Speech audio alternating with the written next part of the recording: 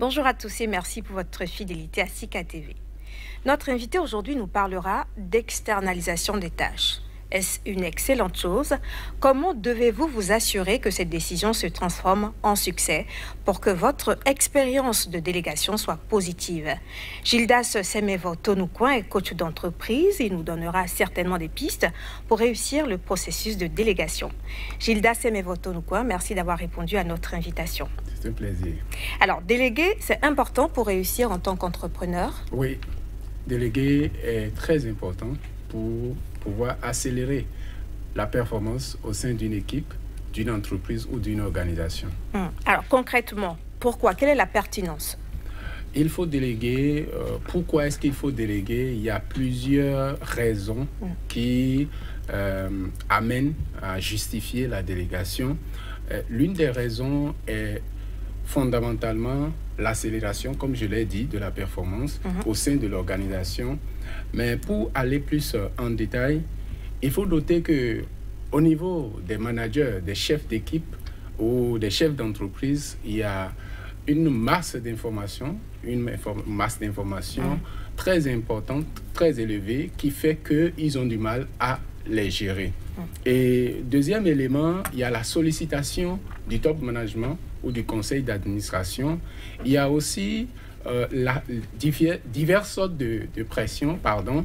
On va noter la pression de l'éducation des enfants, la pression du couple, la pression des finances, la pression au niveau de la concurrence professionnelle.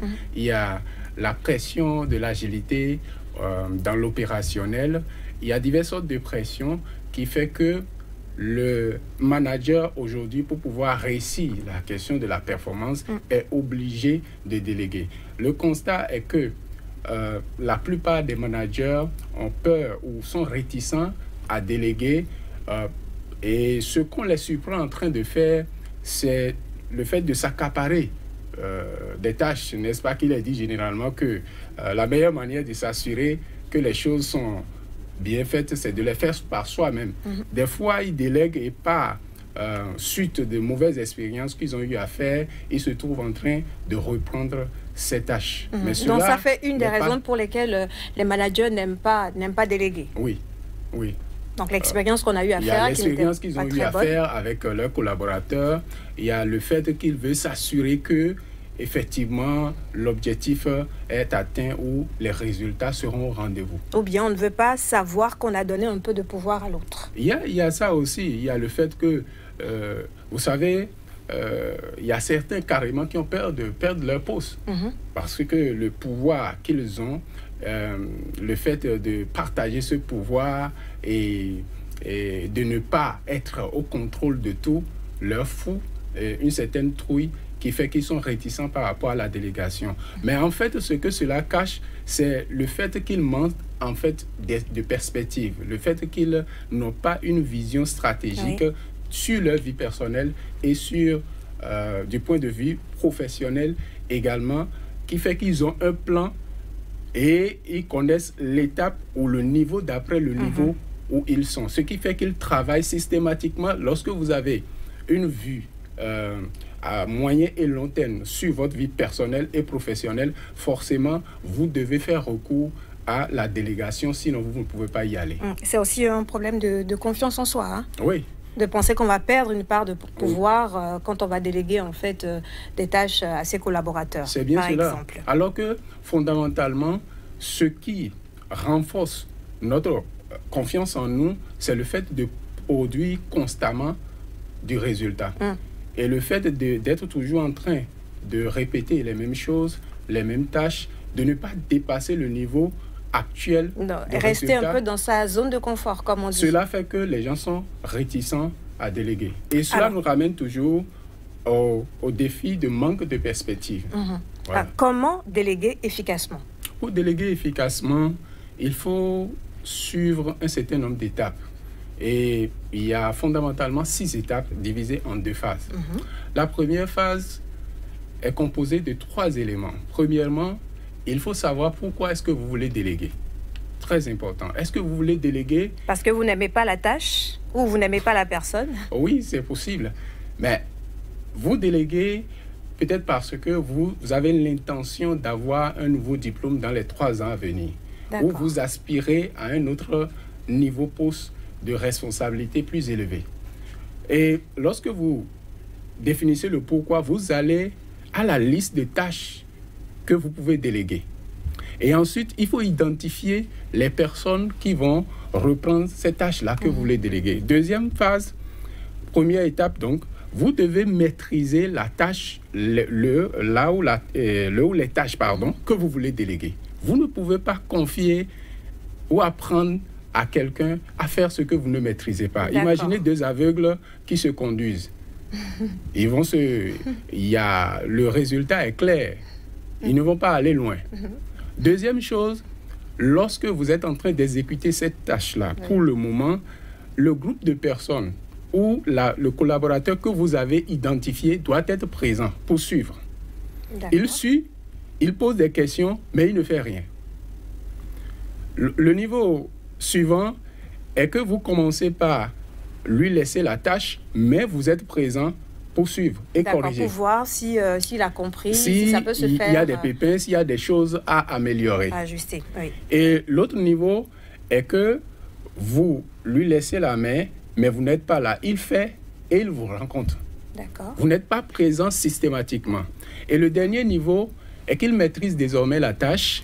Il peut voler de ses propres ailes et il peut même épauler d'autres personnes à faire la même tâche. L'objectif est de pouvoir créer un système, d'aller à un système de pilotage automatique qui fait que même quand d'autres membres vont rentrer dans l'équipe, qu'ils puissent systématiquement comprendre que c'est ainsi que cela se fait.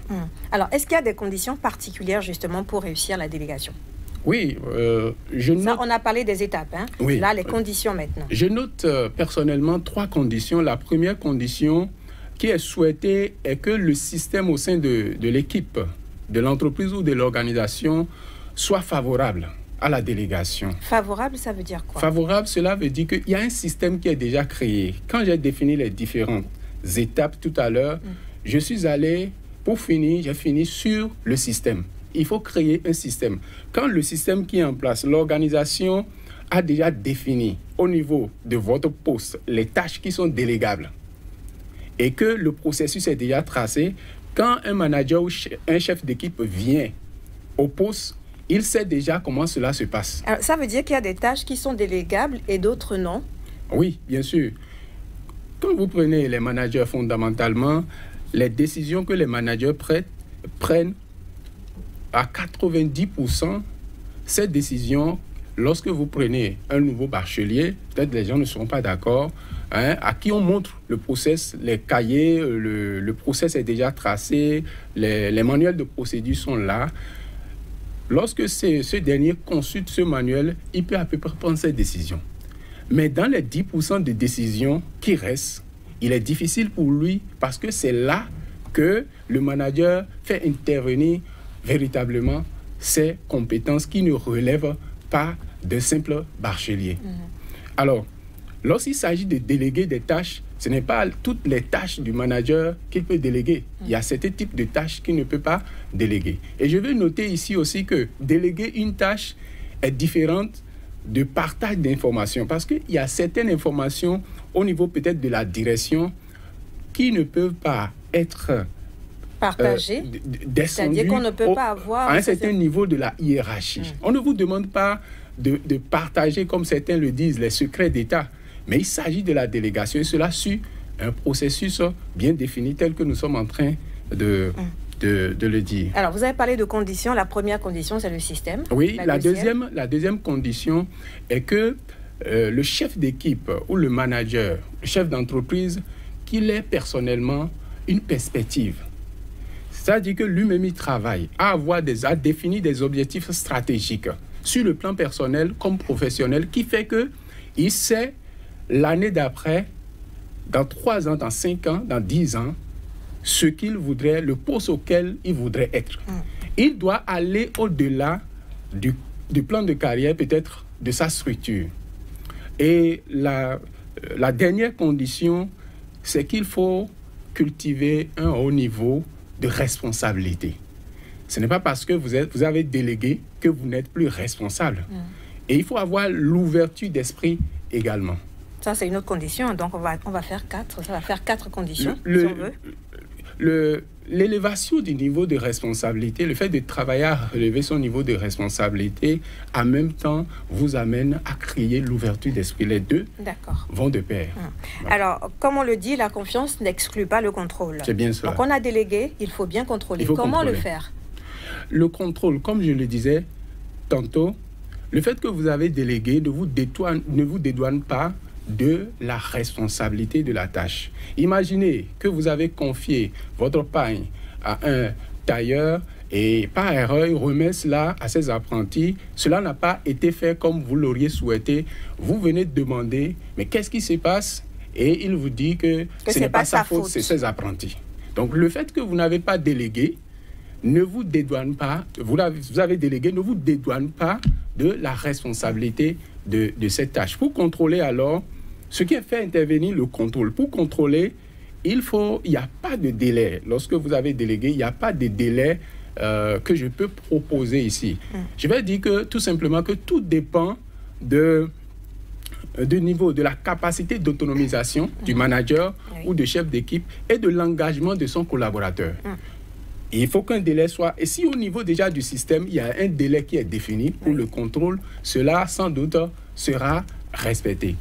Et pour finir, il y a au niveau de ce contrôle, ce qui est fait fondamentalement, c'est la vérification et la validation pour s'assurer que tout a été fait selon les normes. Mais merci infiniment, c'est un plaisir.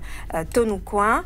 Déléguer n'est pas se débarrasser d'une tâche, vous l'aurez compris, donc une tâche qu'on n'a pas envie de faire.